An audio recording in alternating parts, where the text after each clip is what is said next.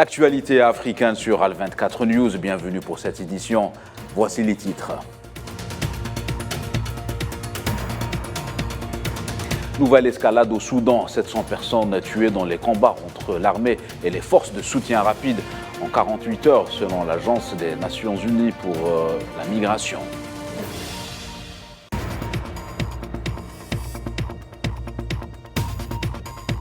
Afin de lutter contre l'exploitation minière illégale, le président sud-africain Cyril Ramaphosa décide de déployer des troupes militaires.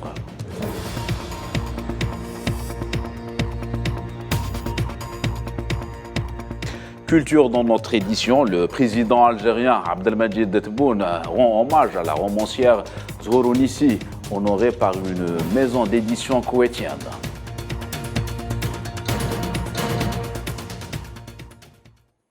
Voilà pour les titres. Bonsoir à tous. On entame cette édition par l'actualité dans la région du Sahel. Au Burkina Faso, où plusieurs terroristes ont été neutralisés jeudi dans la commune de Falagountou, dans la région du Sahel, par un détachement de la gendarmerie. Le bilan fait état de plusieurs terroristes neutralisés, des matériels récupérés, dont des motos, des armes, des munitions, ainsi que des postes radioémetteurs. Lors de cette opération, 3 membres des forces de défense et de sécurité burkinabés ont été blessés et pris en charge. Il convient de rappeler que depuis 2015, le Burkina Faso fait face à des phénomènes de violence perpétrés par des groupes terroristes. Et ce chiffre effarant à l'est du continent, au Soudan, environ 700 personnes ont été tuées au Darfour occidental après des affrontements entre l'armée soudanaise et les forces de soutien rapide à Al-Jenina, et ce durant les 4 et les 5 novembre derniers. Une information avancée par l'Organisation internationale pour l'immigration. La même source affirme que 300 cas sont portés disparus dans la capitale Khartoum. De nouveaux combats entre l'armée soudanaise et les forces de soutien rapide ont éclaté jeudi, au moment où l'ONU s'est alarmée sur une intensification des affrontements dans la région du Darfour au 7e mois du conflit au Soudan.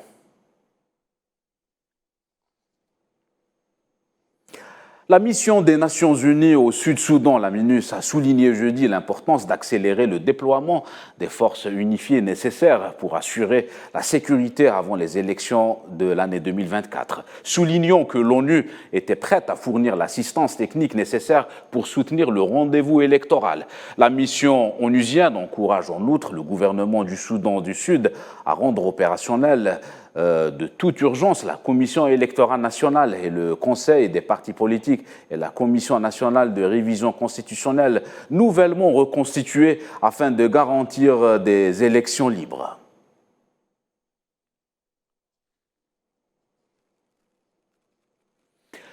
L'Organisation des Nations Unies a décidé de consacrer une enveloppe de 25 millions de dollars pour aider la Somalie à faire face aux effets des inondations qui frappent le pays et qui ont fait 29 victimes selon un bilan provisoire. Les Nations Unies ont qualifié les inondations qui ont obligé des centaines de milliers de personnes à se déplacer vers les pays voisins d'Afrique de l'Est à la suite d'une sécheresse historique d'événements uniques en son genre. Le Bureau des Nations Unies pour la coordination des affaires humanitaires a déclaré jeudi qu'environ 1,6 million de personnes en Somalie pourraient être touchées par des fortes pluies saisonnières qui ont été aggravées par l'impact combiné de 2 phénomènes climatiques, El Niño et le dipôle de l'océan Indien.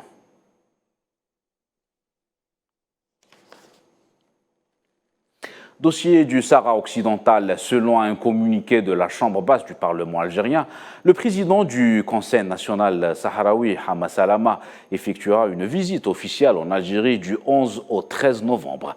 À l'invitation du président de l'Assemblée populaire nationale, Brahim Bourali, lors de son séjour en Algérie, Hamma Salama aura des entretiens avec les présidents des 2 chambres du Parlement et des rencontres avec de nombreux responsable de l'État algérien.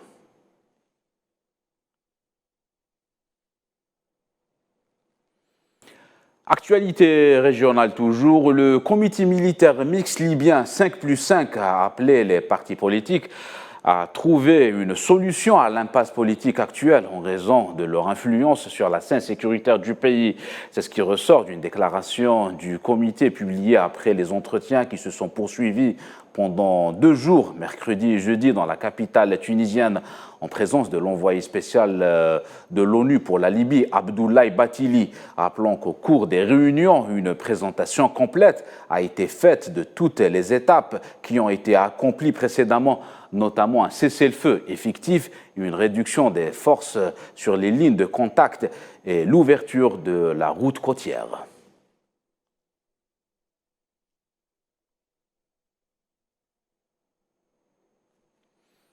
Le premier forum sur le climat, paix et la sécurité dans le Sahel s'est ouvert jeudi à Bamako sous le thème « Renforcer la sécurité climatique au Sahel ».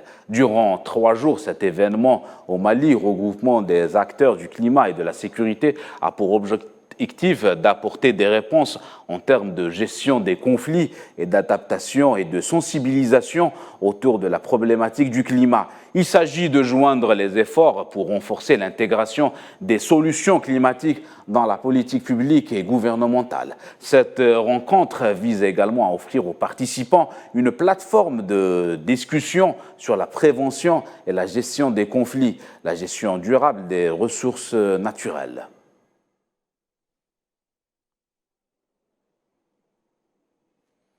Phénomène de l'immigration clandestine, un bateau transportant 81 migrants est arrivé jeudi sur l'île espagnole d'El Hierro, aux îles Canaries, dont une personne décédée et d'autres ayant besoin d'une assistance médicale. C'est ce qu'a indiqué un service d'urgence local. Au moins 5 migrants ont été transférés à l'hôpital temporaire installé par la Croix-Rouge au port de la Restinga. Certains migrants arrivés ces derniers jours souffrent d'hypothermie et de déshydratation. À noter que la ville de Restinga est devenue ces derniers mois un pôle d'attraction pour les migrants tentant d'atteindre l'Europe depuis l'Afrique de l'Ouest.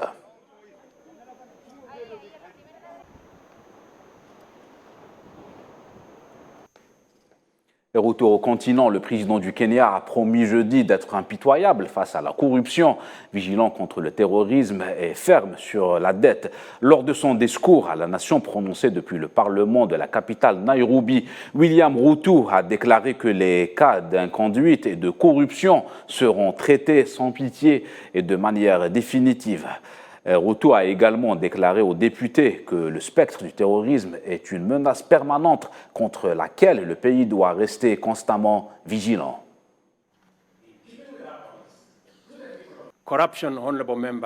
La corruption, honorables députés, le gaspillage, l'inefficacité et la négligence sont de sérieuses menaces pour notre programme de transformation et une pratique inacceptable qui n'a pas sa place dans notre nation. J'ai donné ma ferme assurance au peuple kényan que les cas d'inconduite et de corruption seront traités sans pitié, de manière définitive et rapide. Ruthlessly, with finality and expeditiously. Nous vous le disions en titre, le président sud-africain Cyril Ramaphosa a autorisé le déploiement de 3300 membres de la force de défense nationale sud-africaine pour collaborer avec la police dans la prévention et la lutte contre la criminalité tout en maintenant l'ordre. Annonce faite jeudi par la présidence. L'armée sud-africaine mènera en collaboration avec la police une opération anticriminalité intensifiée contre l'exploitation minière illégale dans toutes les provinces du pays. Le déploiement d'effectifs militaires intervient alors que les activités minières illégales et les crimes violents sont en augmentation en Afrique du Sud.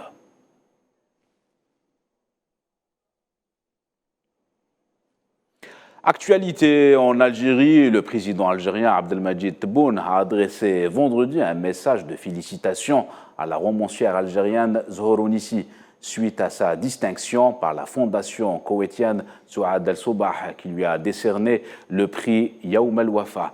Il me plaît, à l'occasion de votre distinction par la fondation koweïtienne Souad al-Sobah, en vous décernant le prix Yaoum el-Wafa et en vous consacrant ainsi le symbole de la culture arabe pour l'année 2023, de vous adresser mes sincères félicitations et ma haute considération pour cette distinction méritée en reconnaissance de vos contributions louables dans les domaines de l'écriture et de l'innovation, mais aussi de votre rôle pionnier dans les domaines scientifiques, intellectuels et professionnels et sociaux tout au long de votre parcours.